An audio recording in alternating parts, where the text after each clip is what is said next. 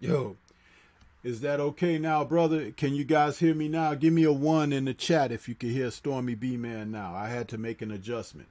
Please put a one in the chat if you can hear me.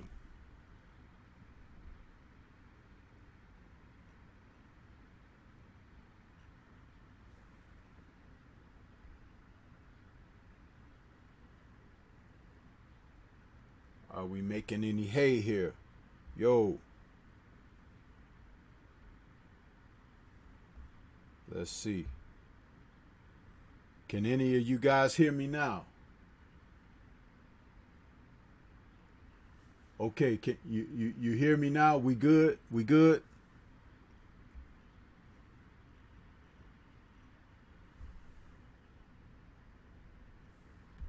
I have to wait for a delay on this thing for the to get the responses if you hearing me. All right. All right.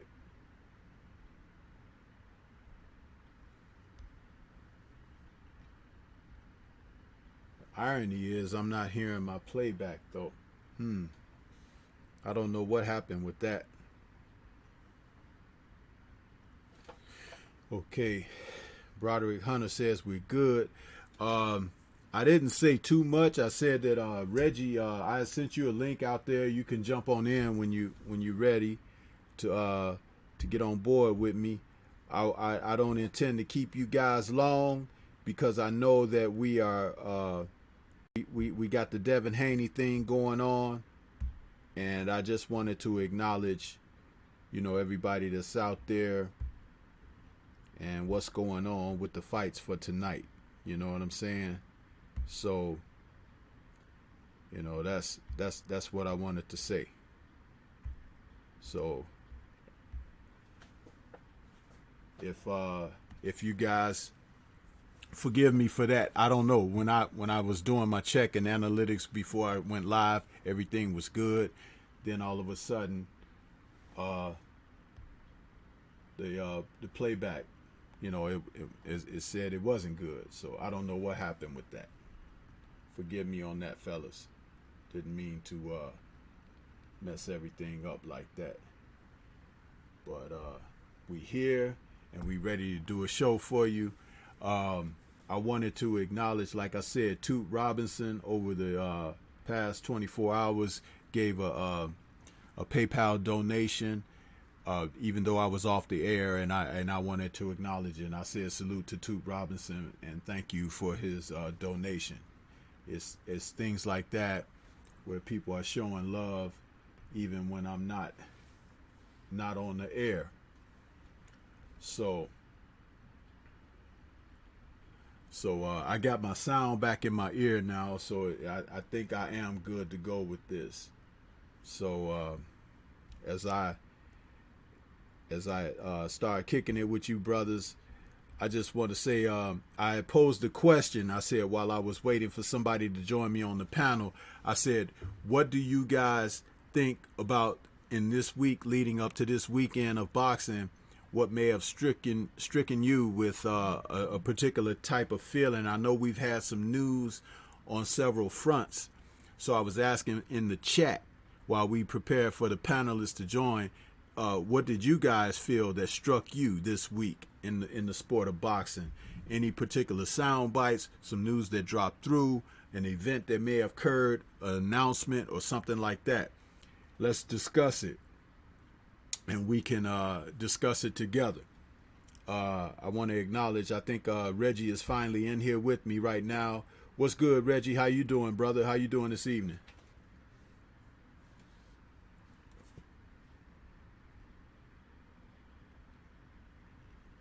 You there, Reggie?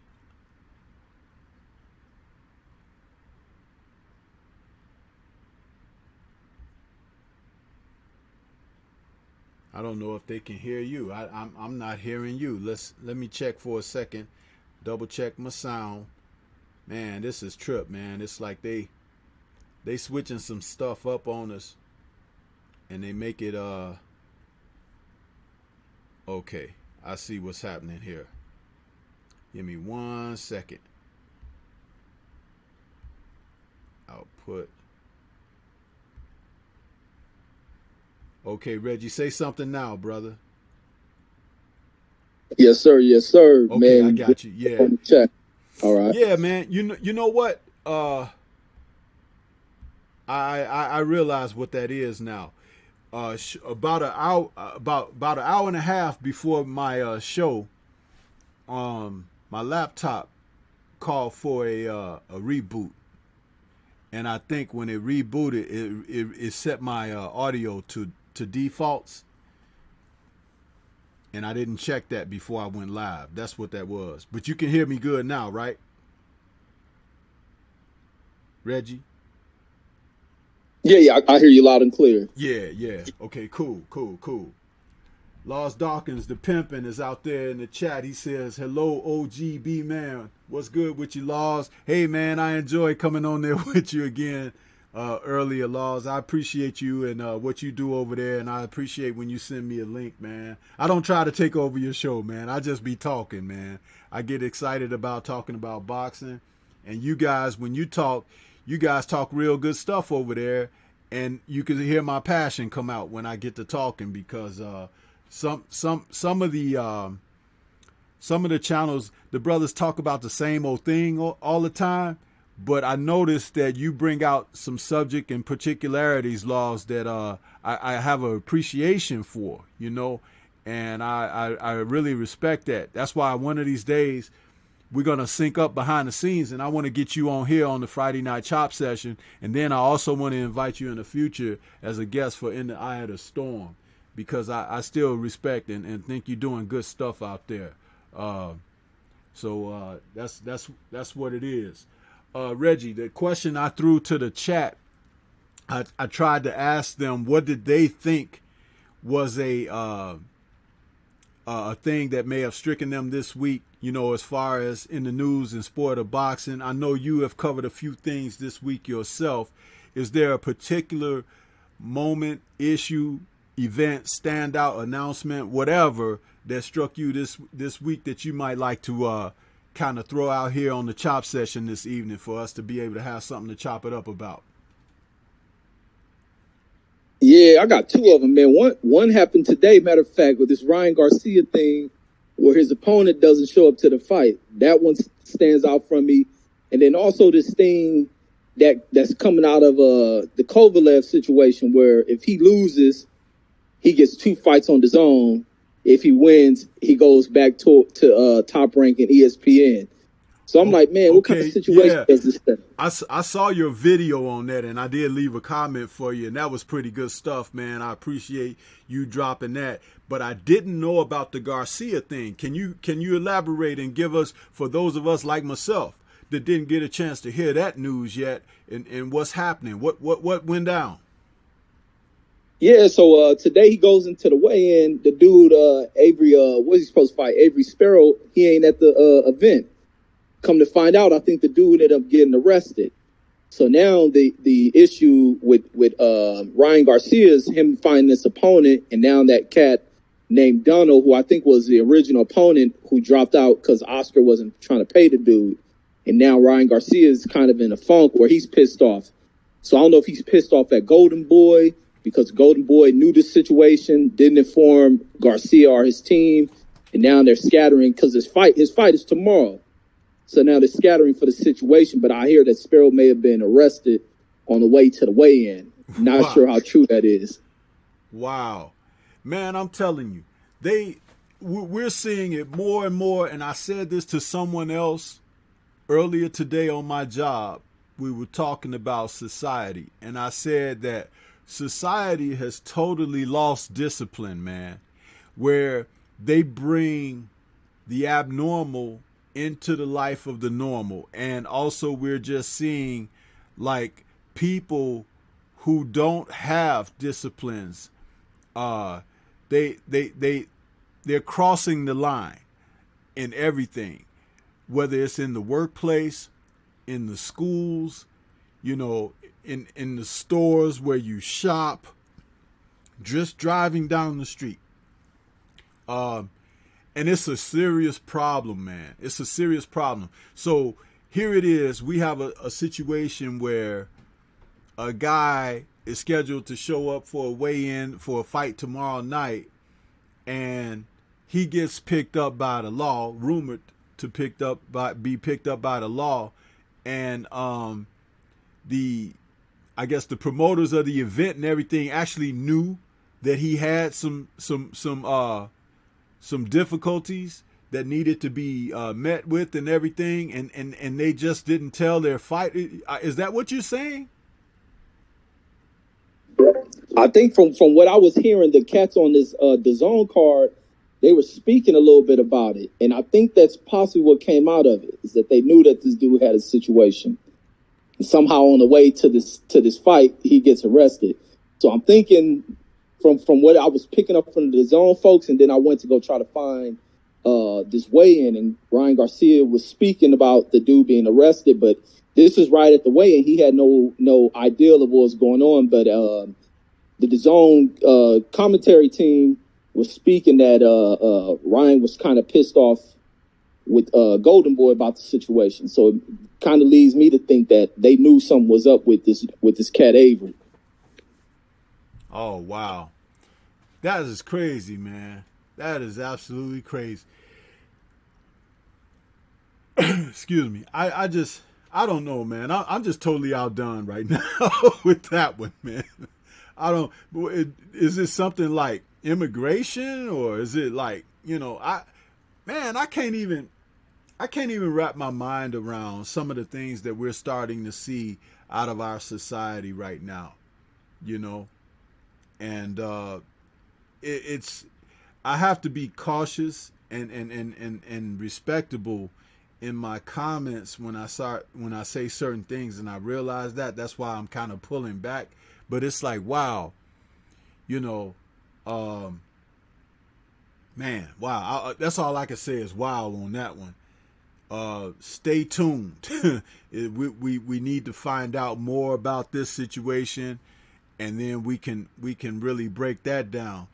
But let's get to that meat of that second issue that you had there about the Kovalev situation, and that announcement regarding the possibility of what his contract may have in the event that he loses or whatever. What we got going with that, Reggie? Yeah, so it stated, I think it was from the article, it said that Bob Arum stated that if Kovalev is to lose to Canelo, he'll receive a 2-fight deal from the zone. If he wins, he returns back to Top Rank in ESPN.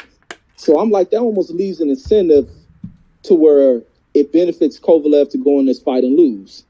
He can kind of skim his way, shaving the point type thing that went on within the college system of things.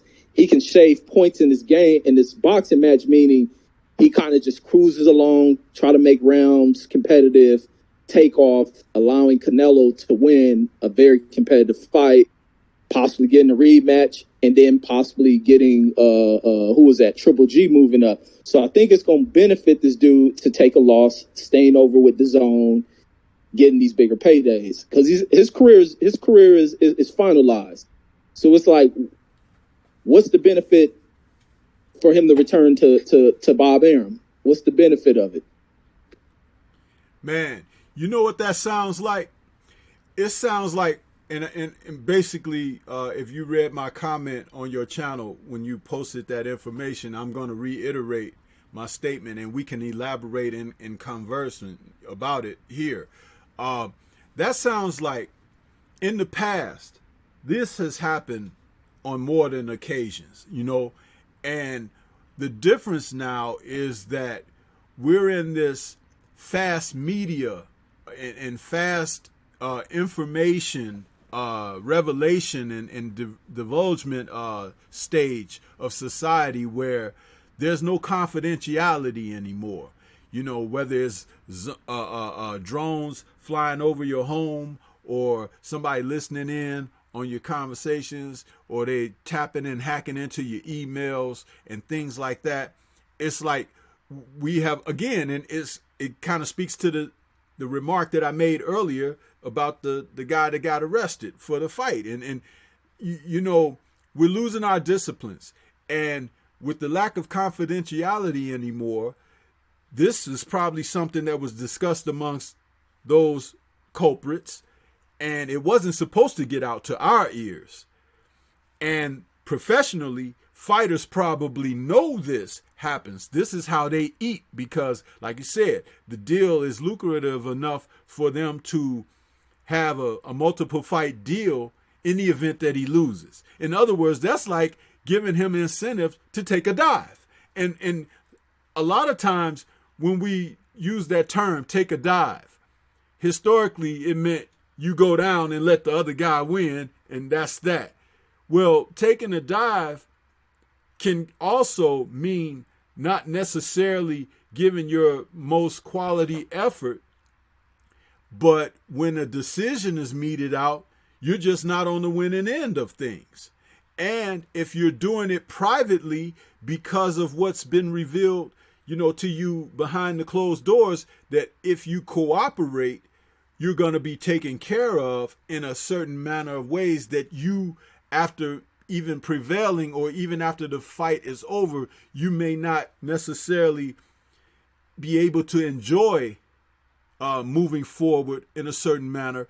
That calls into your ethics, you see. But there was a time when that would not get out into the public, into the open. Well, now it does get out into the open, just like conversations. You got these NBA team owners and NFL team owners. They're making these remarks in conference rooms and stuff, and then it gets out on social media, and people are in an uproar. They want that guy's neck, and they want his job, and they want his team, and they want him fired, and this and that. And it happens. Papa John's, Papa John's pizza guy, same thing happened with him. Those remarks that for years and years, decades, generations, people would make certain remarks behind the scenes, and although it was every bit as filthy and vile and everything at that time, time has changed to where even if you do this and it gets out to the public still wants to put the ugly face on it that it actually has, and they want you to pay for it. But it's not even wanting you to pay for it with the sense of being not judgmental, but exercising justice.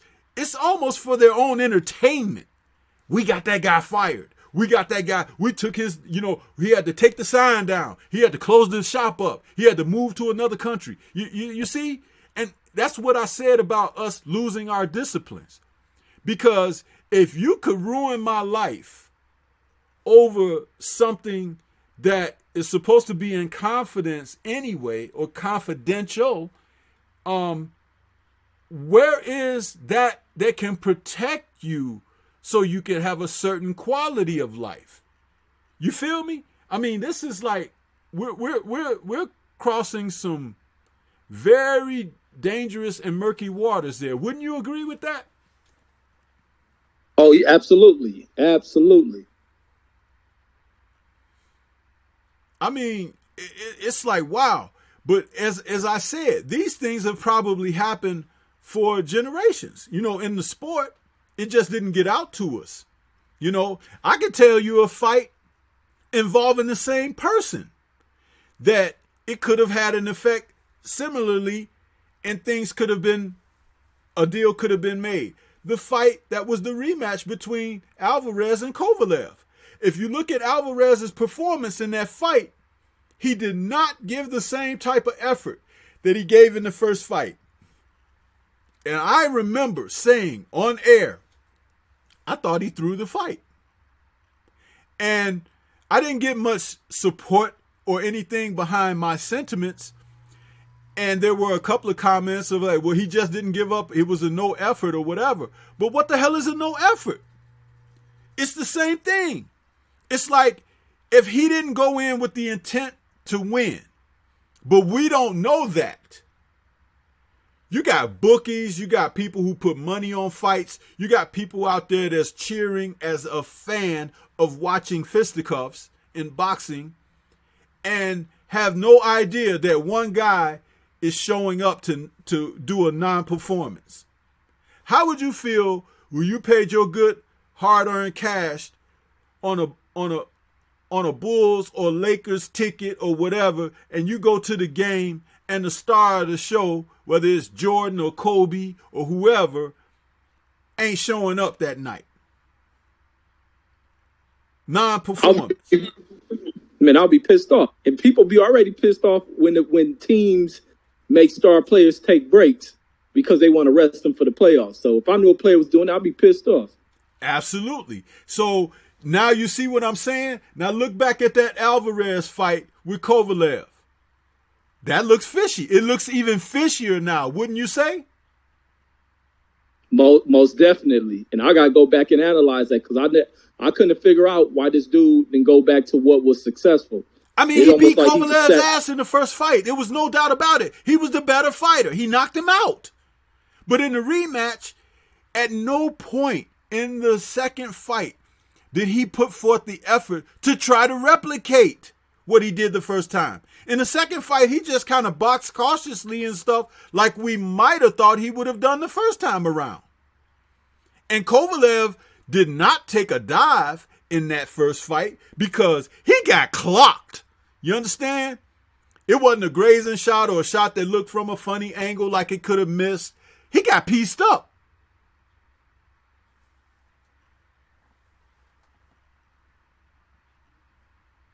I'll tell you another fight, Reggie. Earlier, and I know you were listening in on Lost D's channel when we were talking about some fights, right? And I mentioned Lomachenko and Nicholas Waters. Okay? Nicholas Waters gave pretty much a non-effort against Lomachenko, but we saw what he did to the Philly Flash and a few other fighters that just right up to that, he was looking in beast mode, totally. Would you not agree? Absolutely, I agree. When he got in there with Lomachenko, he fought with his hands tied. He didn't give much of an effort. It was a lot like Alida Alvarez. And he quit in the corner. A guy who didn't give you any indication that that was a part of his character prior to that fight.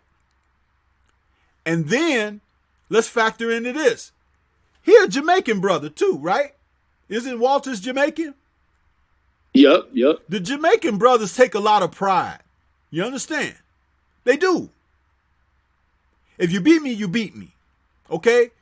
But I don't know a lot of Jamaican brothers that just will go and lay down. Okay? Now, how about this, Reggie, to add on top? And you may have heard me say it when I was on Laws' channel. He ain't fought since. But he a professional fighter. So professional fighters prize fighting. You fight for a purse. He ain't fought since. His purse might have been his purse must have been mighty good, huh? Not the purse that they told you that he got openly. But what did he get under the fucking table for making Lomachenko look awesome? Because that's what he did. He made him look awesome. I ain't saying Lomachenko awesome. I ain't gonna never say he awesome. Because I don't see nothing awesome about him. I've seen awesome fighters in my life. But I ain't seen nothing awesome from him. But he had a couple of fights in a row where guys just said, no, I won't go no more. And then they started talking that no Maschenko shit with that lingo. But if you look deeper, something there, brother. Absolutely. And Walters one tripped me out because it wasn't like he was getting beat with nothing. He couldn't because he complained that he couldn't hit the guy. Like, that shit was fishy as hell. And the only thing I can give, even with the 2-year layoff or however long the layoff was, there's no reason to quit behind that. Loma wasn't even hitting the dude with nothing like that. It's just the ridiculousness, and this is attached to Top Rank as well. Yeah, man. It's something that we have to pay attention to. And I'm going to tell you something. Whether you like a fighter or not, whether you support a fighter or not, we owe it to ourselves to be more responsible when something is fishy or looks fishy, smells fishy. We have to say it, man. We have to say it because it's like the layman, the the common guy, the casuals, they don't necessarily know, man. They don't. And this is not about me saying educate the masses. No, I'm not trying to say that. But what I'm trying to say is there's always a window for something else to come in, especially if you're looking at someone who is giving effort over non-effort. Alvarez in that rematch against Kovalev, I tell you as sure as my name is Stormybman on this channel, that I felt that guy didn't give an effort in that fight. He fought like a man whose hands were tied up. He fought like a man who they said, we got your girl in the dressing room, like they do in the movies, right? We got your girl in the dressing room. You're going to either fight like we tell you to, or that's it. Huh? That's how he fought. In that first fight, man, he was laying hands on Kovalev's ass. Did you see Kovalev after the fight? He looked like a beat up dude.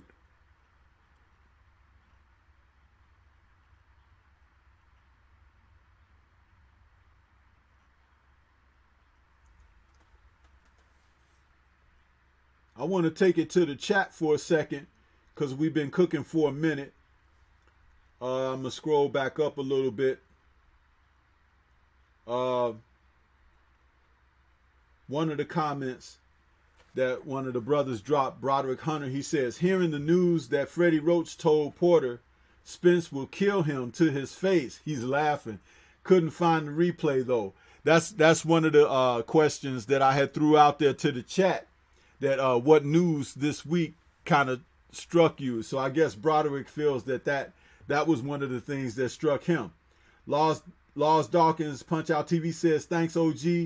You welcome anytime, bro. Respect to you, brother. St. Cruising is out there saying facts. And Laws Dawkins is saying Reggie Owens, great channel. Derek Bailey says, did y'all check out Garcia Twitter page? Yeah, we just cooked on that. And Laws Dawkins saying, did U.S. Marshals get him? Let's see. Reggie says, salute my brother Laws Dawkins. You have a great channel as well, bro. I enjoyed today's live. I co-sign on that. Let's see. St. Cruising says, just say what you feel. We're all grown-ups here.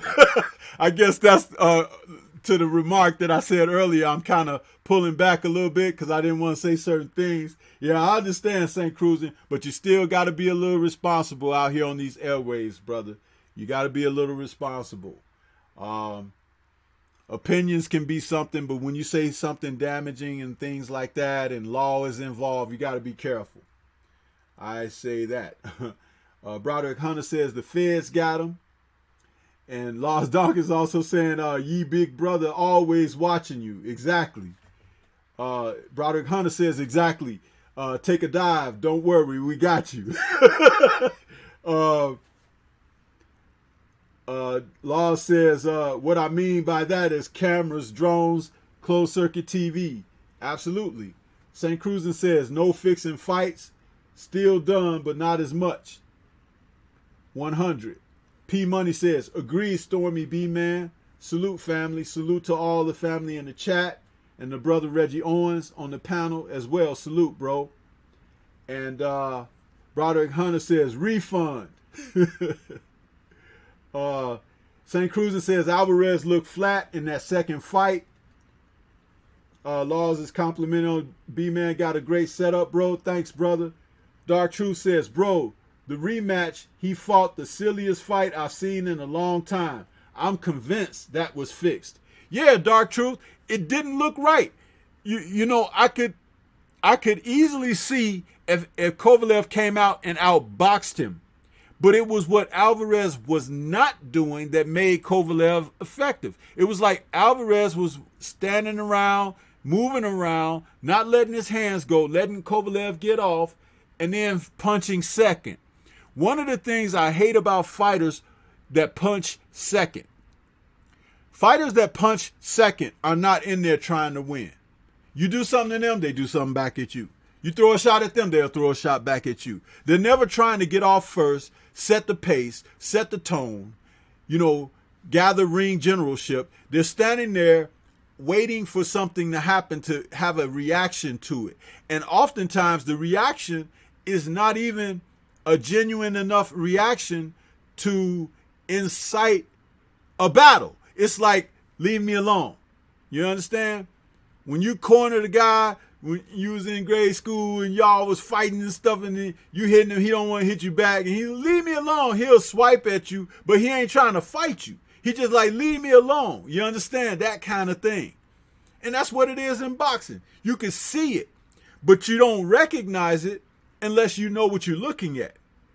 I can tell the difference between someone who is giving a wholehearted effort and someone who has just shown up to be present.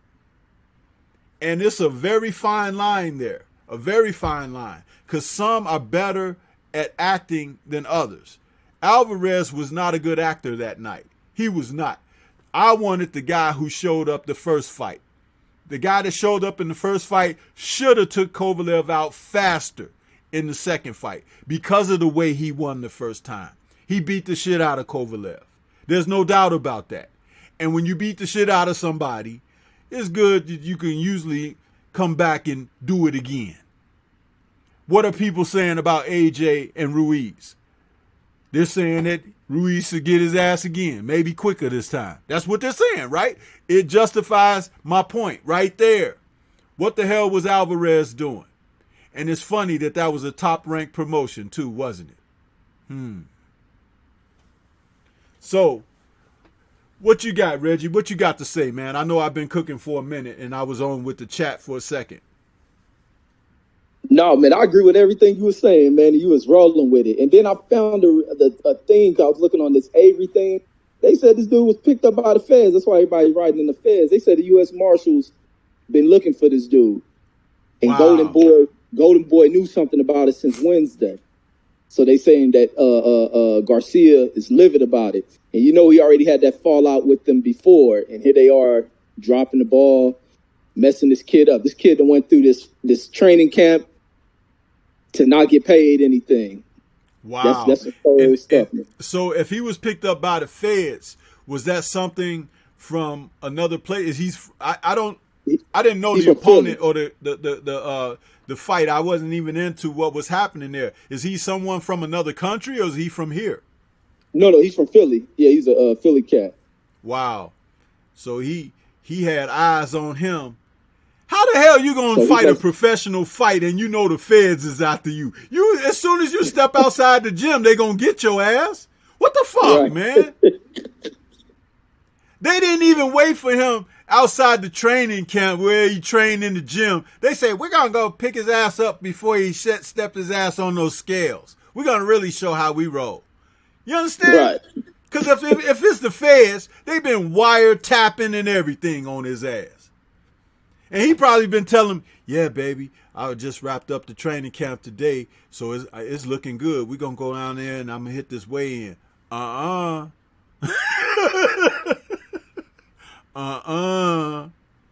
No, man. But see, this is what I'm talking about. How you gonna bring the streets into the boxing ring, man? No, that's the opposite. You're supposed to leave the streets in the streets and get in the ring and fight.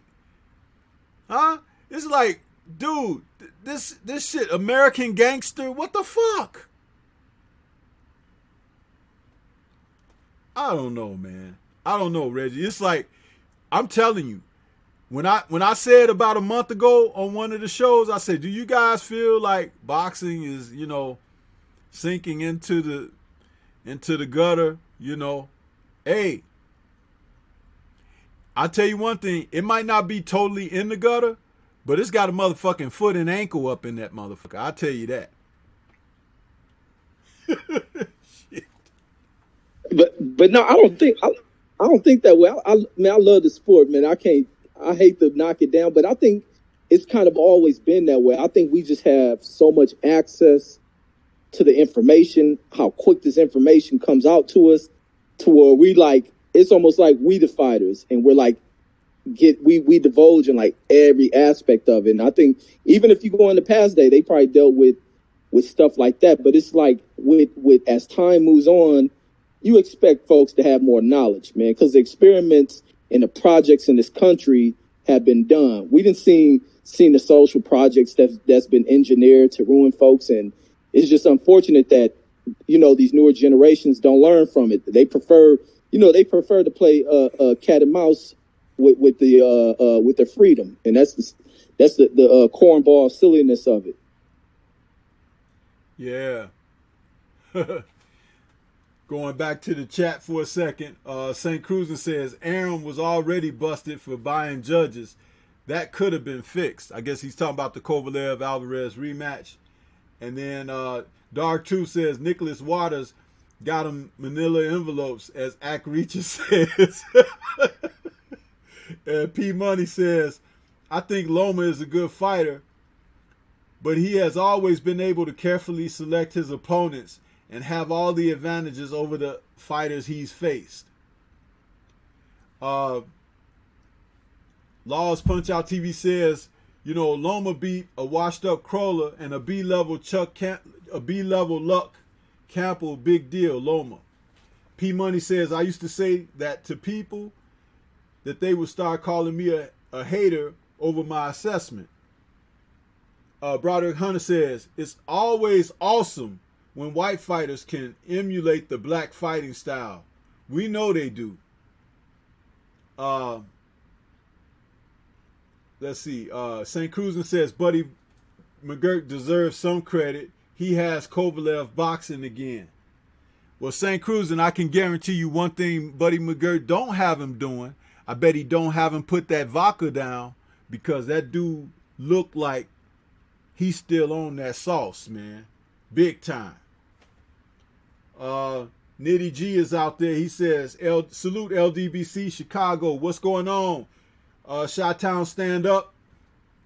Broderick Hunter says, they said the feds were combing the gyms looking for him. Talking about that opponent for Garcia. Yeah, I guess. St. Cruisin says, exactly. Boxing has always been corrupt, but with social media, easier to see. Well, I can tell you one thing. Most people don't want to see the corruption in boxing, man.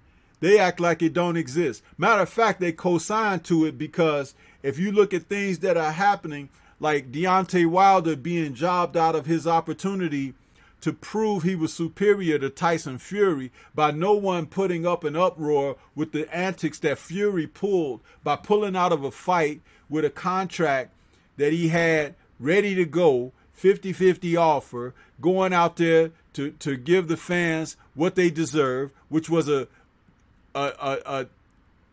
conclusion to a pretty good first fight. To walk away from that and to go fight stiffs and to hope you tune in on some app or on ESPN or whatever while he dresses up in red, white, and blue Yankee Doodle Dandy colors, making a mockery of you, the American people. You can have that. That's a bunch of bullshit as far as I'm concerned. Lost Dawkins says, B-Man, going to bed, bro. Looking out for you, brother. And Reggie and the whole LDBC. It's 3 a.m. over here. All right, Lost D, man. Appreciate you, man. Yeah, it's pretty late for you. So, I mean, come on. Reggie, what you got to say, man? When I talk about boxing being in the gutter and 1 foot plus some ankles up in there, there's still some good things in boxing. But I do believe that enough of the seediness takes place that we have problems with everything else. The seediness is what makes the sport, and it's hard to say it this way, but I think it's true. It makes the sport run on what it runs. Excuse me. It's the engine that runs the sport. First of all, you have to be a certain kind of individual that somebody could put their hand on their shoulder and say, I'm going to manage you, kid, and point you in the direction and say, go knock that dude out. You ain't fighting for yourself. And the purses that you acquire, they got their hands and feet and neighbors' hands and everything all in your pockets. So you getting very little proceeds from your action. And it's your blood. It's your sweat. It's your tears. It's your life. on the line. So it takes a certain kind of individual that want to do that to begin with. So it's seediness. You know, what's the difference when the pimp say, get on that corner, girl? Huh? Right. I bet nobody ever put boxing and prostitution together like that. Just think about it. Get on that corner. Look at AJ right now. What is Eddie Hearns telling him? Get your ass in that ring, boy. Huh? We need them titles. We need them titles back.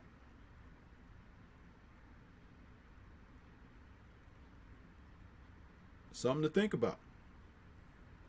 Right. Hey, and speaking of that AJ thing, when even with the first question, the thing that Tiki was all over, and it was with the trainer speaking on how he knew about this dude having that concussion in the fight rather than saving this dude, allowing him to take more of a beat down, then them rushing this dude right back into a fight in which he's just heavily flawed against the opponent he's in there with. It just shows that's some real seedy crap right there. That's some real seediness, man. Or how about this, Reggie?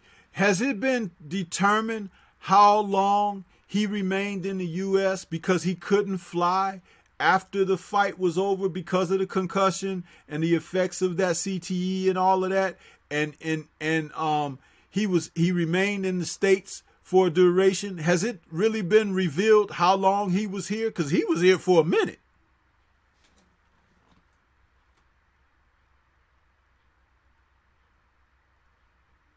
Yeah, I think.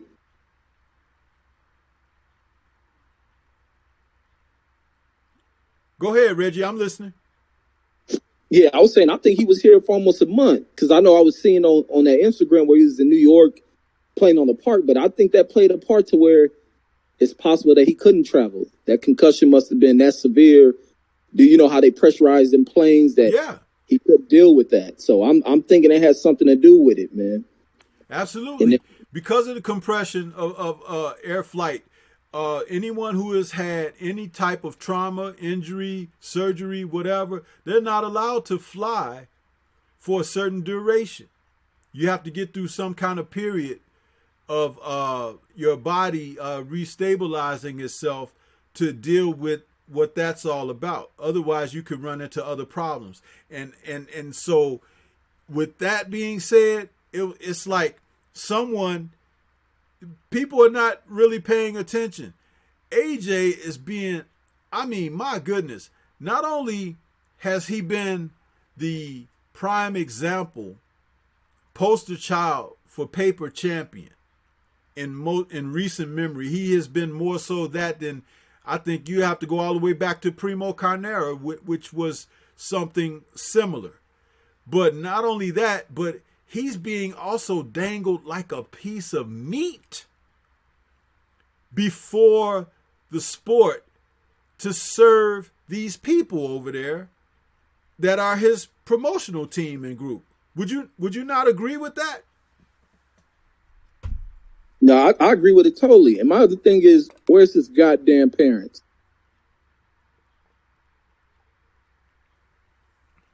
Absolutely, man. Absolutely. Because at the end of the day, I'll tell you something. The question you asked, here might be your answer. His people may have signed a non-disclosure agreement in order for Matchroom to take over his career like they have. Because notice, okay, let's look at Sean Porter and Kenny Porter. You know, Kenny is very hands-on and involved with his son, right? To the degree some say too much. But at least he's present. Zab Judah's dad was there with him. Shane Mosley's dad was there with him. We've seen this, you know, but his parents and his dad, who are very much alive and well, they're there, but they absolutely have nothing to do, say, no sound bites, no microphones in front of them or whatever. And usually when something like that has taken place or is taking place on the regular, they've been silenced contractually. Bet nobody ever thought about that. Right. You know, as much as his dad might want to come public and say some things, he probably has a gag order that he can't, because that he probably signed over rights. And those type of rights, when you get into the specifics of a contract, it may be something as simple as all publicity will be handled by Eddie Hearns and Matchroom. All discussions of this, that, or the other will be handled this way, X, Y, Z. And see, when it gets like that, again, that could be the answer of why you're not hearing from his people. Think about it.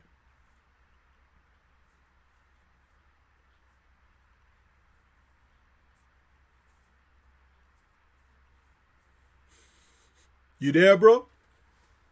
Yeah, no, I'm here. You're a little quiet. I mean, I'm looking for you to help carry that, help carry that part of the conversation, because, you know, it's. I know that I could not stand by and not be more involved with my son. So if that is the case, they signed away rights and liberties and things like that they didn't understand what they were getting into. And now they're probably totally frustrated as hell. And knowing someone like Eddie Hearn, he has probably threatened them like a big dog with intimidating facts of lawsuits and different things and disclaimers and all of that, the whole nine. Man, and see that, like, things like this, that's the reason why I'm not against Kenny Porter. I rock with what Kenny Porter does. And a lot of people don't understand it, but people have to look beyond how anal Kenny Porter is. Kenny Porter is in a situation where he knows his son is surrounded by exploitive sharks. This all sports is a deep well of exploits, and even with me, especially with black parents, we are the product that pushes these sports. We're the product that pushes these billion-dollar industries. It ain't kids from where Eddie Hearn's background, from your suburbia type communities that are impacting these sports, that entertain you, that drive you to want to spend all this money to go watch these events, that make you want to rock jerseys. It's these kids who come from less than fortunate backgrounds. And these kids are preyed upon at a young age, even when it comes to your football players, your basketball players, and they show a little bit of potential at a young age. They're being exploited already. And what is the rules to non-professional kids? You can't take shit, but everybody else can have connections and set up, cash flow systems to where they're probably making millions at a young age off these kids. And Kenny Porter, he knows that. Delonzo Balls knows that. And me as a father, if my kid is athletic enough, I'm going to be the one they got to deal with. Even when it comes to Devin Haney, they have to go through his father. And I was listening to an interview with what's this cat? What's the cat putting on the fight? Eddie Hearn.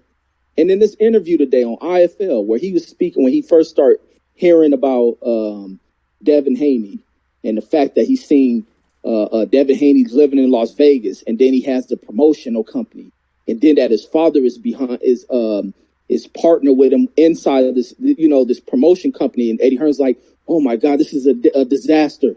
Like, he almost couldn't work with him. And then when he finally starts speaking with him, he see that they're intelligent. But this is, and the only reason why he said this is a disaster is the fact that he knows he has to deal directly with the father of this kid. You ain't about to work over this dude because his father's there. Now, these kids who go into sports without any, kind of guidance through a father, a strong father, or even just a strong mentor, can be an uncle, whatever, that can guide them, these fools gonna prey on you. And these are the fools who wear suits, who ain't never done ish within the sports they make money off of a day of their damn life.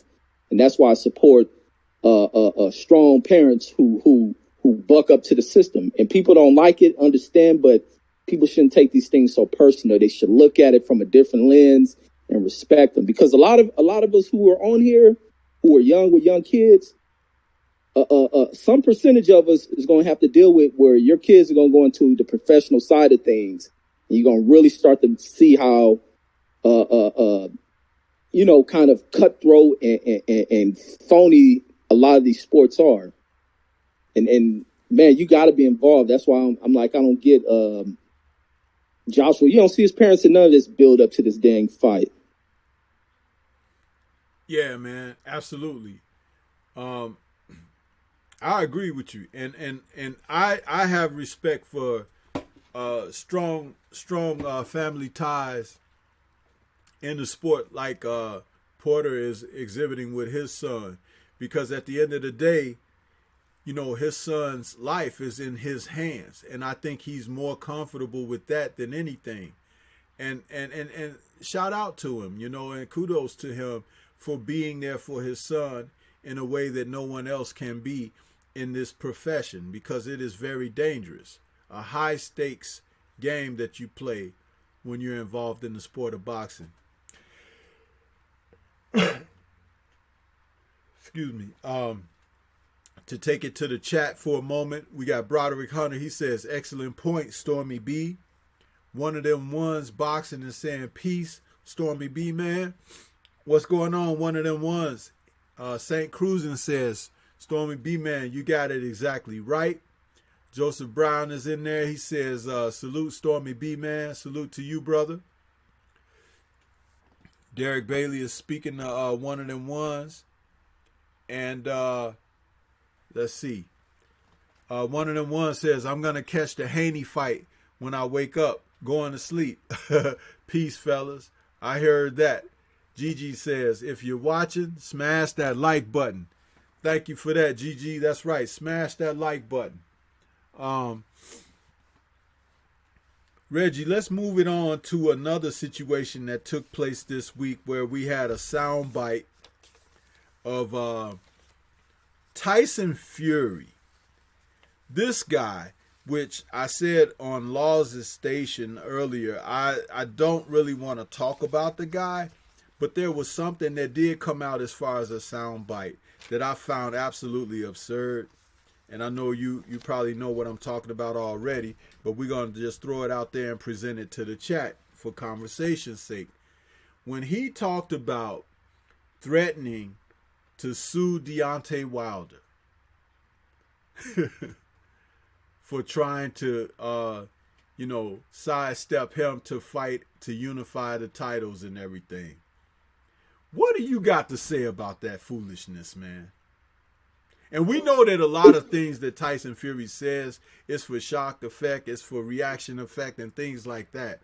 But just to even bring it into the realm of our reality, for lack of a better term at the moment, break that down for us, brother. Man, it's the common talk that you hear from a dope fiend. And that's exactly what I think. And on top of that, he a dope fiend with a concussion. I think Wilder hitting that dude and him mixing that ish in his system has really got this dude on some buffoonery. And then I'll welcome to take the lawsuit. Take the lawsuit, take it to court, see what the judge say. But in the meantime, Wilder should press forward. As long as the judge don't block it, press forward and get in that unification. F Tyson Fury, the judge, and then ask the judge to drug test this fool. Then we see what happens. But other than that, man, Wilder ain't even stunned that dude. He ain't paying no attention. And I think Bob Arum's starting to realize he done gave all this money to a dope fiend. He done Donald Trump Bob Arum and ESPN. You know how Trump used to say during his business years of when you got $100,000 loan or something, the bank's on you, but when you holding $1 million, you own the bank. And that's exactly what Tyson Fury done. He didn't work these fools. They didn't put that money in his hand. Now he own them. He doing what the hell he wants. So they thought they can deal with this dude in good faith, not overlooking the fact that this fool's strung out and now he's pimping the hell out of him. But it's all dope fiend talk that he's talking. I don't think the dude realized what he wants to do, and he knows damn well he doesn't want to take that Wilder fight, because I think all he was doing was trying to get some build up around this Otto Wallen fight. I can drive down the strip right now, and there ain't gonna be nothing going on. Matter of fact, today was the damn weigh-in, I believe, for that fight, and you ain't see nothing on social media about it. I done forgot that. Today is the weigh-in for this fight, and it's nothing surrounded by it. And that's how ridiculous this cat is. Is it actually going to take place? They may want to cancel it. Man, my thought process on it is this. I think that Tyson Fury, and I say this with all sincerity and seriousness, when he walked away and left the deal on the table that Deontay had, offered him for the rematch, I was done with him from that moment. Because Deontay dealt with him through the entire promotion of the first fight, fought him straight up during the fight, showed class after fight, and he didn't have to. He didn't have to. So even in offering him, like he did, the rematch and the deal, what Fury did to me, and I'm sorry, I'm going to put this out there and I'm going to say it. Fury showed his ass. He basically turned around, pulled his pants down, and told Wilder and pointed at his posterior. Because at that moment, all respect, all consideration, all acknowledgement was out the window. Because it was because of Deontay Wilder that he found himself back at this level of the sport again, this platform and everything. And this is how you say thank you. Fuck you, Tyson Fury. Fuck you. And that's the way the American public should feel about him. Because, yeah, this is a country that once believed in second chances for people. But I don't believe this society condones people turning around when you've given opportunity and consideration for you to tell them to kiss your ass. Fuck you and fuck anybody like you if you got that type of mentality. Deontay Wilder should go ahead, finish his career out, setting him up and knocking them down like bowling pins. And Tyson Fury should never even cross his mind. Ever. That's what I got to say about that. Real talk. And I think the whole game, it's time for the whole sport of boxing to forget about Tyson Fury. It's time for him. He ain't got no fans in this game. He ain't got nobody but Bob Arum and ESPN. And I think it's time for the whole world to treat this dude like the relevant food that he is in the sport of boxing.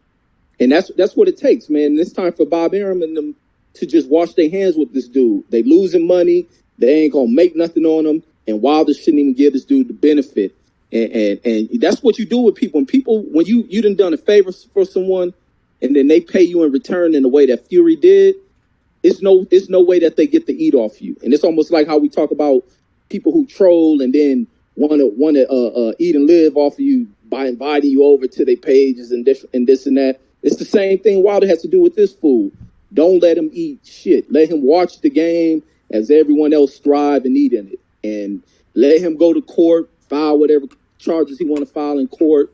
Watch every single judge within the game of lawsuits throw his claim about the court. And I doubt if ESPN and Bob Arum want to put money up for it.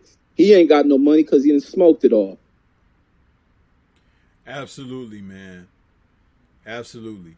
And you know, in a sport where this man is constantly being disrespected, I applaud him for how he carries himself as a champion, as a man that's a father. I have nothing but respect for Deontay Wilder, man. And he is to be celebrated. I've said this before. He is to be celebrated because even when he could say some things and speak what we really know, what's under the surface, he has shown a discipline that I admire and chosen a higher ground to go about his way. And that's why I said that I'll support him, win, lose, or draw, going forward for his career. But I just hope to see him knock the head off of each and every fool that steps in the ring with him from here on out, that he continues to do what he's done like no one else does in the sport today, and that be his legacy. Take it out on their asses, all of them. Absolutely. Man, damn, Stormybman, you watching the fight? God damn. No, I'm in a different place in my house where I can't see the fight. But I'll tell you, we can wrap this up, Reggie, so everybody can go. The girls are just fighting. I was saying because this girl getting killed in here, man. What's her name? Heather something? Heather Hardy is getting murdered in this first round, man. God. Well, when you ain't real, that's what happens. You know, they snatch that curtain off. Oh, she naked. Yeah, there you go. I talk about it all the time. They can look good like world beaters somewhere, you know, where they have them and everything, building them up and all of that. But there comes that moment when they have to step out there and everybody turn the lights on and people put their glasses on, 3D glasses and everything. And they be like looking up there on the stage or in the ring, in this case, saying, "That's some bullshit." And there you go. Right. That's what it is, man. Yeah, I was like, man, I was thinking, and then that's where it goes for how people are hyped and sensationalized. I thought Heather, I never seen her fight. I thought Heather was something real, almost like the girl on what was that last zone fight when AJ lost the belts? The girl that was Katie, wasn't it Katie something? How they was hyping her, Katie Taylor or something like that, hyping her up in the same fashion, and the other girl come over beating the brakes off of her. But they stole. And this same thing I'm seeing with this Hardy girl. Like, yeah, man. Not the package. There you go. You know, I tell you, it's something else, man. It's really something.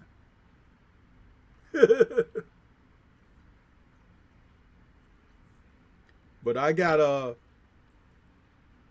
another subject I want to throw at you. Now, this one was kind of good. Everybody initially was talking about it and everything, but it's kind of piped down a little bit.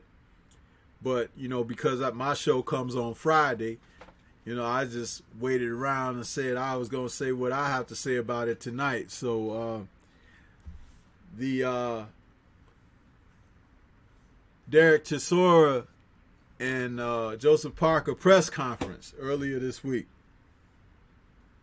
Hell yeah, let's talk about it. What'd you think about that, brother? What'd you think about that? Man, I thought he was brilliant. I love it. I love it. I love it. And I can't stand for people to be like it was disrespectful, because it wasn't. And a lot of people always talking this, it's not the right place, it's not the right time. And I always say, when is the right damn time? When it's convenient for those who are trying to manipulate you. He picked the right moment to pull that off, because it was BS to use him as the tool, him and Joseph Parker as the tools to bring people over a large stadium that packs people in for them to make money and become the, they're probably going to be the lower paid fighters in this bout. So he was absolutely right on that. And then also, I listened to where a lot of people talking about this unification thing. Well, it's a unification bout between Pro Grace and Taylor. Well, what do people got to say about the same thing with those internet YouTubers putting on the bout with championship fights on the undercard? It's all about the economics. Those dudes are the main card because they bring the money to the fight. They're the reason why people are going to the fight. They trump over what the professional fighters are going to do. Billy Joe Saunders is fighting on the undercard of these dudes because he's not the draw that's coming to this event. And that's the same thing that stands for Chisora. Prograis and them fighting for unification bout, but they're not the draws that are leading people to come watch this event. And you probably see a lot of people exit the arena once if Chisora and them is on the undercard. You'll see a lot of people leave the arena for that bout, or they may be entertained. They didn't got drawn out there to watch this fight, but Chisora was absolutely right, and it's always coming out about how Eddie Hearn and them are always trying to stick it to people, and Chisora was done with it. But I agree absolutely with what he stated. Man, I'll tell you something. When he started talking like that, and I heard the sound, excuse me, I heard the sound bite on the replay. I didn't catch it live, but I caught the replay. And I was sitting there, and I tell you, I started feeling like I felt when Wilder was talking to Radio Raccoon. You know what I'm saying? And it was like reminiscent of something that it's like, is this like a slow awakening or some shit? You know what I mean? It's like, you know, if you ever watch the Boondocks, you'll understand this joke when I say it's like you when you start hearing them talk like that, you look to go grab your stuff and you be like, is it time? Are we ready? You know, that kind of thing. Because, dude, let me say this, and you touched on it.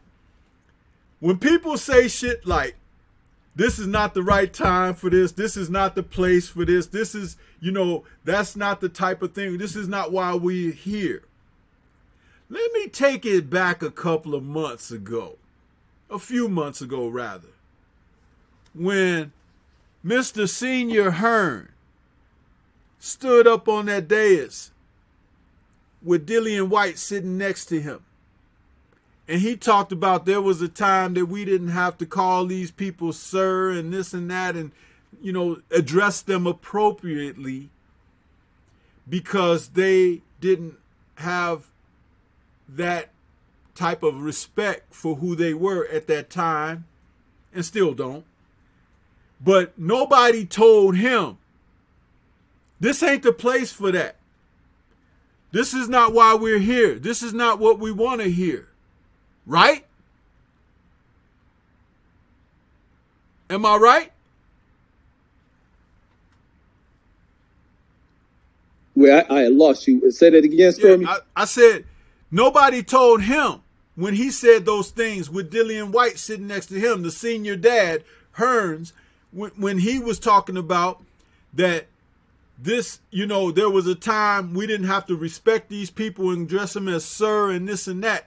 Nobody told him when he was saying those things that this is not the time for that. This is not the venue. This is not the place. This is not what we want to hear. Right? Nobody said anything then, did they?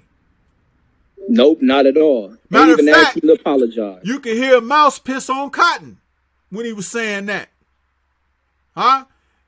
Matter of fact, the audience that he was talking to, if they were in another type of venue, will all be, yeah, yeah. You understand what I'm saying? So, what we have to look at is this. It's almost time, if it ain't time. But I'm glad that Derek Chisora stood up, manned up. And I hope he set an example. And any of you out there that think that that wasn't the right place and the right time, you could go to hell too. Absolutely. Concur. When is the right time to stand up and be a man, to shake off all of this ugliness that you have been conditioned to accept, to lay down for, to take, to not rail against, to be submissive. To hell with that. He had the right idea. And plus, as he said, you gonna pay me or I ain't fucking with you. That's the name of the game there, boss.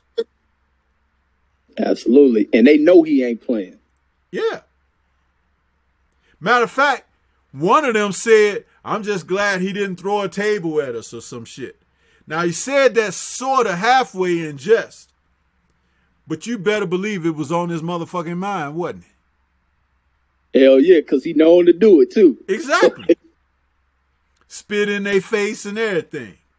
He spit in Klitschko's face before they fought. Spit right in his face. He didn't beat the man, but he showed the man he ain't give a damn about him.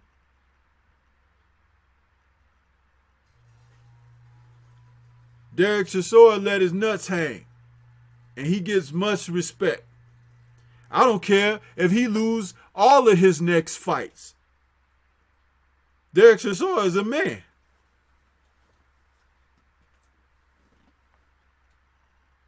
Hell yeah. And just like Joseph Brown said, you expose them when the lights are the brightest. That's right, man. That was beautiful shit, man. Beautiful shit. But like I said, ain't nobody said nothing to Mr. Hearn when he was up there talking that shit that he was talking. They were out there looking around, hoping that, you know, that news wouldn't travel across the waters as fast as it did, but it did. Huh. And it's funny how they let him dance around it and kind of let it water its way out and without ever addressing it. But they want to address this. And even the thing, just the double standard that people place on particular athletes, and mainly, let me just take it there, the black athletes, to where these dudes are held under this lens, held to a different standard that doesn't apply to anyone else. Even when it comes to even what Chisora did, and I also love what NFL player Antonio Brown did. And now you see the little gimmicks and schemes that these fools are trying to run up against this dude based on him standing up for himself against these fools and making a fool out of these cats. And now they want to come in, you know, with plan B, the new trick, bring the little phony rape victim. Let's apply this on this dude. And it's the tactics that ain't gonna work because people gonna stick by him, and this dude gonna stand on his own toes. He gonna stick up for himself. He ain't running from these cats, and that's what fighters have. Not fighters, but people have to do. Is you stand on your toes. You stand for what you believe in. You stand in what's true. You don't fold to these cats, and that's what happens in too many situations. And the reason why these cats can continue to run with these cons is because people fold all day, every day. But I love when these athletes stand up, stand on their two and go against these fools. Because in the reality of things, people are afraid of cats who can't do nothing to them physically. But that just shows the weakness in the mind of people when you allow these old cornballs to do things to you like that. For certain, man, I agree unequivocally. You know, take you back in history a little bit. Pretty much after he won the heavyweight title from Sonny Liston, Muhammad Ali stood in front of media and announced that going forward he has changed his name. He will no longer be known as Cassius Clay. He said, my name is Cassius X, until he gets to a point of recognition of who he is under his studies. and he was given the anointed name of Muhammad Ali by Elijah Muhammad.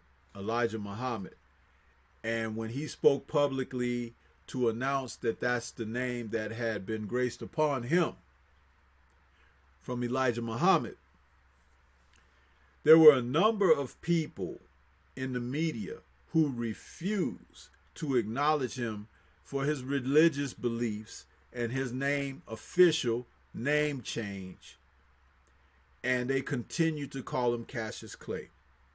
There were fighters who continued to call him Cassius Clay. One of the fighters, Floyd Patterson, one of the fighters being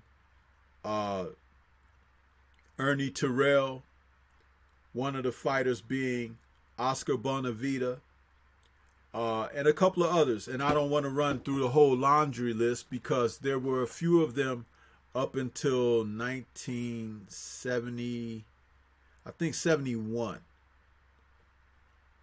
It was after the super fight with Joe Frazier that Joe stopped calling him Clay, But Howard Cosell on television, who had developed an amicable relationship with Ali, where they had banter back and forth. They were actually good for live TV because Ali was funny and Howard Cosell was the straight man, but could get the most out of Ali in interviews.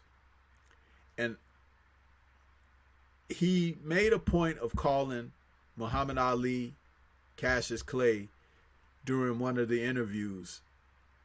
And Muhammad Ali, who had been joking and laughing with him, suddenly turned serious and turned to him. And this is on tape. You could go and research it for yourself.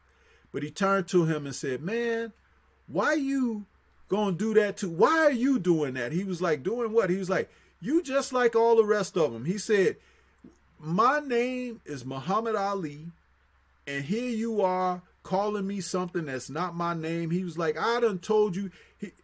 And Howard Cosell on live television said, "Hold on one moment. Let me apologize." He said, "You are absolutely right. You are Muhammad Ali. That is your name. And I am sorry. I apologize for being disrespectful." Howard Cosell, right there on television, showed this man respect that some of his own people couldn't show him. But it marked a moment in history because here you had a man who stood as a people's champion, Muhammad Ali. He had never done anything bad. He hadn't done anything disgraceful. He hadn't done anything as far as, stripping someone of their dignity or whatever at press conferences and everything. He always represented himself well and everything. He was just very vociferous, But at that moment, there was a turning point in the career between these two men. And there was also a shift in consciousness in people in America, too. Because Howard Cosell at that moment humbled himself. Something that they don't do enough of. He took accountability. Something that they don't do enough of. He took it in his own hands at that moment and was an on-spot decision. Something that they don't do enough of. Okay? But he did it for someone who commanded it from him. He didn't go cussing and swearing on live TV and everything, but he told that man in the most sincere and succinct way on live TV, "You got to respect me." This is why you study history. This is why you look back to know where you coming from, where you presently are, and where you would like to go. For all of those who only see life through tunnel vision with blinders on the sides of their heads, take them damn blinders off. Go read a book. Go review films. Go review tapes. Life existed far beyond where you see yourself as today. And there is a reason that people are conditioned to be followers and why there are so few true leaders. If you learn the pitfalls of your past, you won't be subjected to them in your future. This is what I have to say about that. Salute to Derek Chisora.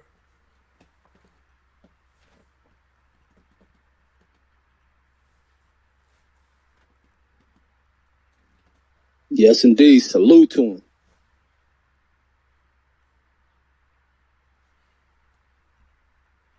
Yeah, so, that, when we get to talking about the sport, there are certain things that we have to hold fast, and there are certain things that we should, throw to the side. But I had to get in some kind of acknowledgement for that brother for this what he spoke this week. And I'm glad that I was able to do that on this platform, and I'm glad you were on here with me for that.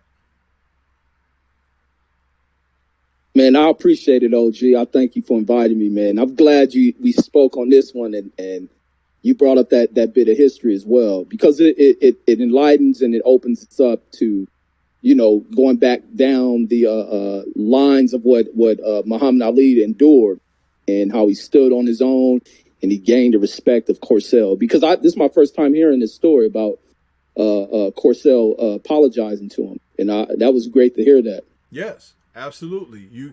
It's on many Ali documentaries and tapes and stuff like that. But Howard Cosell was a big man for doing what he did. And he earned some respect from people when he did that.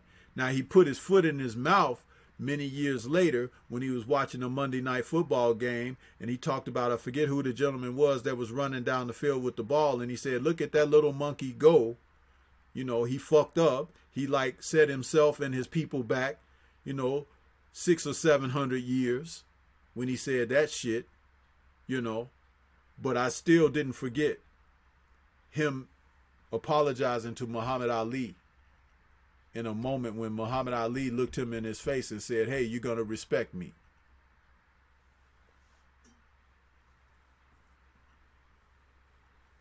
Right on. Hey, and quick question, man. This is what I want to ask you earlier today, because I've been seeing a lot of interviews with I was seeing something with Leon Spinks and Larry Holmes, and not realizing that he beat Larry Holmes twice. Can you go back down the line with that fight? Because it looked like a competitive fight. What's your thoughts on that one? And is that cat Leon Spinks, the one who I see on YouTube lately? No. It was Michael Spinks who fought Larry Holmes, the brother. Right. Okay, yeah. Yeah, the brother who was the light heavyweight champion. He moved up from light heavyweight to take on Larry Holmes. And he defeated Larry Holmes in a close split decision victory, 15-round fight. And Leon was the one who beat Muhammad Ali, And Ali won his world championship for the third time in a rematch where he came back and fought Leon in a rematch. Okay, and is Leon Spinks, that guy who be saying the crazy stuff on videos, is that Spinks?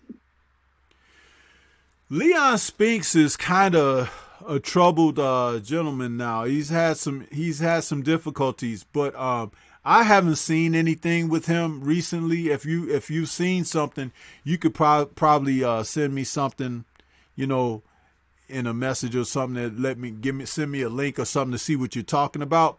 But I don't want to say on air what is what, because I haven't seen anything with Leon Spinks lately. Michael Spinks has shown up at a couple of boxing Hall of Fame inductions and promotions lately, like even when Fury and Wilder fought, Michael Spinks was there.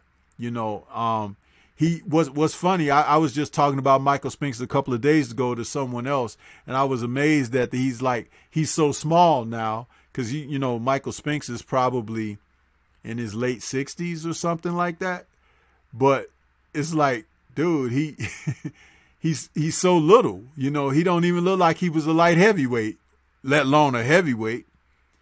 And he was a hell of a fighter at light heavyweight. The right hand that he had, they called it the Spinks Jinx, because he used to knock people out with this right hand. It was very solid, man.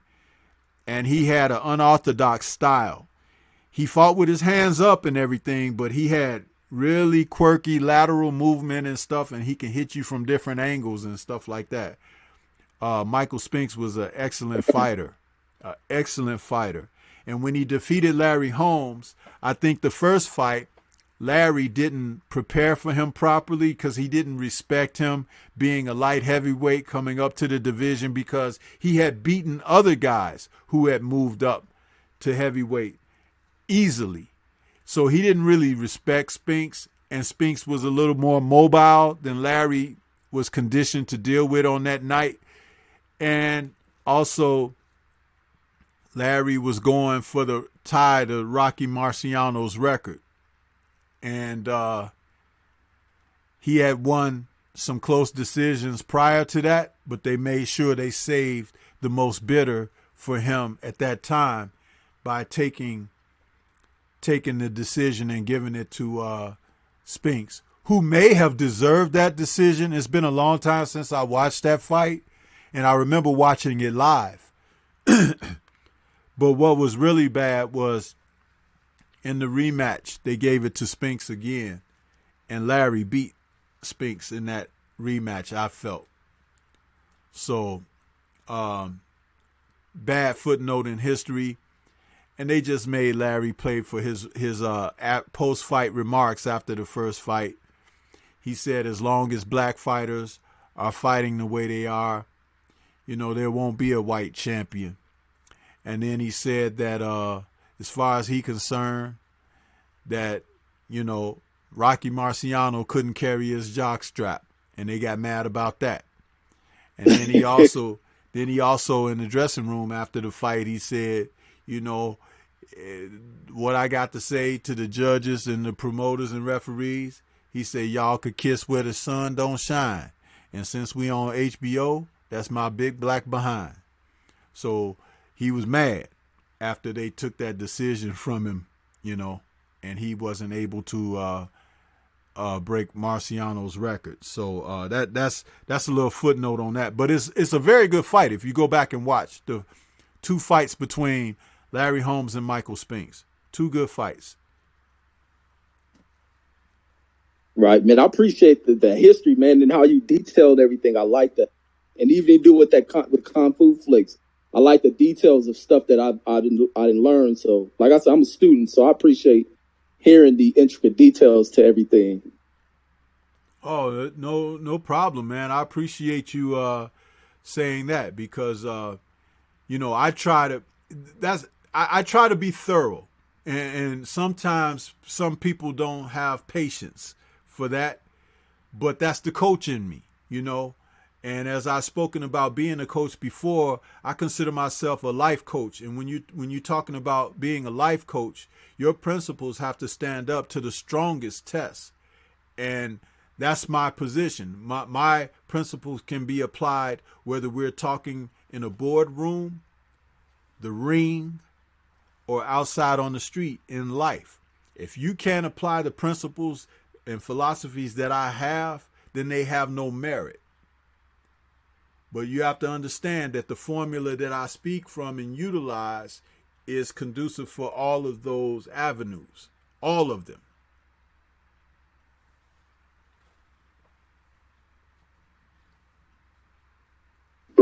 Right on, right on. So, hey, man, let's say, do you have any final words? I'll wrap this up so we can get out of here and let everybody go and finish up watching the fights, because if Haney ain't on now, I know he may be coming on shortly. So you got some last words for us there, Reggie?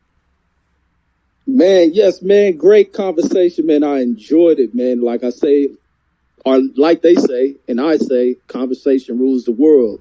And that's what's happening with this conversation we having within the sport of boxing.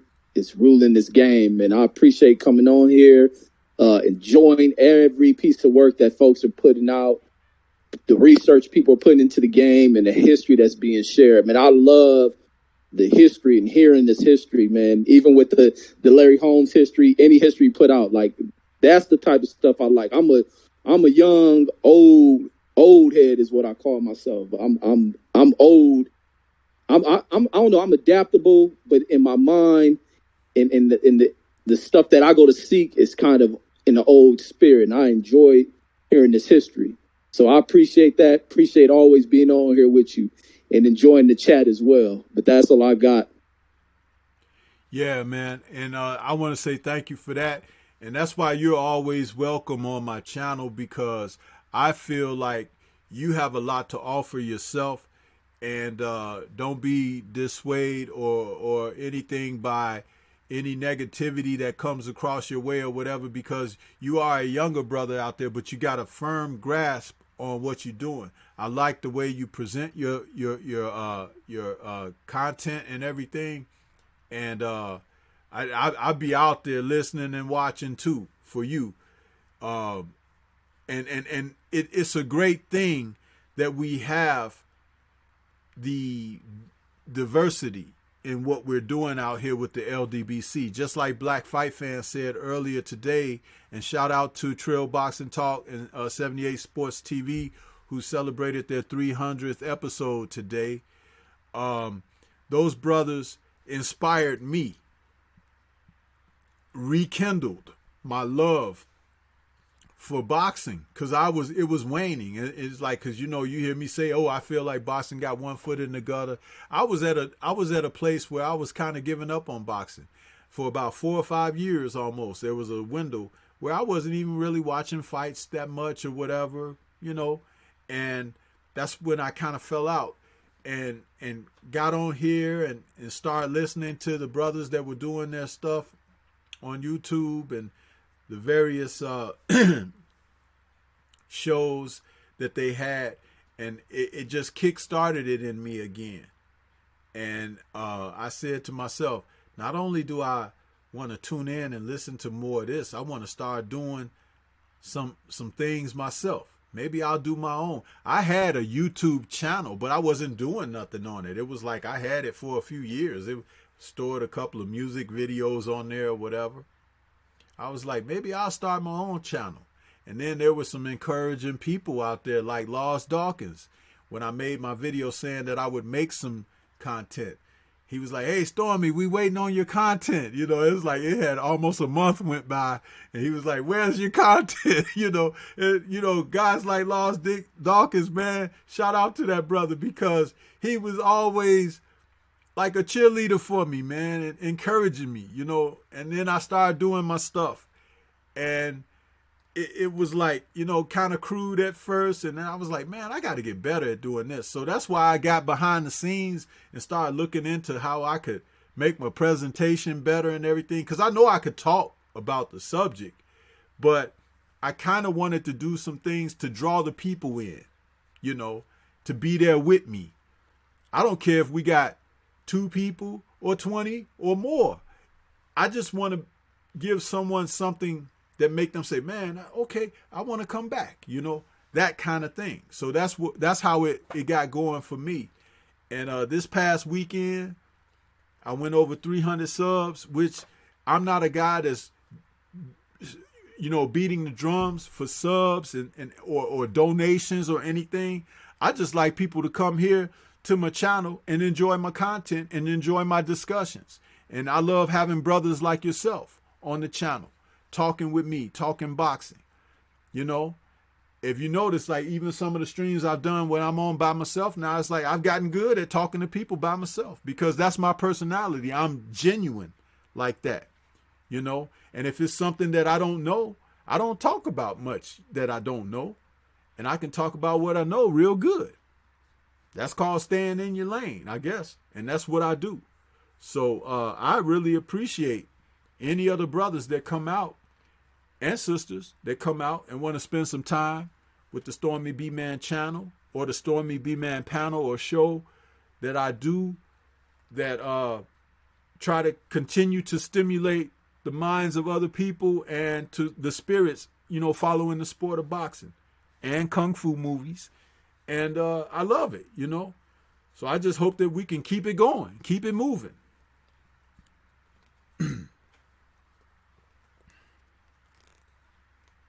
Absolutely, we will. Oh, don't forget, y'all.